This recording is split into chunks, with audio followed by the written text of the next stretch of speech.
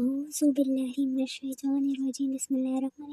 Learning और cricket news में आपको वेलकम कहते हैं। तो पीएसएल अपडेट के लिए वो चैनल को सब्सक्राइब करें। इंग्लिश सीखने के लिए भी speak English inventor with Urdu translation practice. तो चलिए स्टार्ट करते हैं।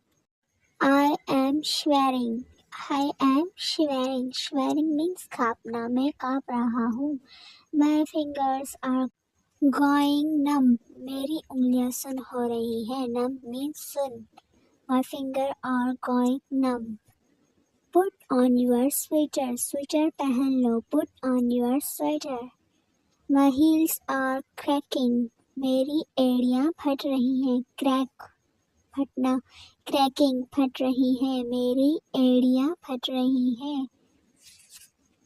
तो सब्सक्राइब कर लें जल्दी से, कुछ भी नहीं जाएगा, आप पर यकीन करें। I have sore throat.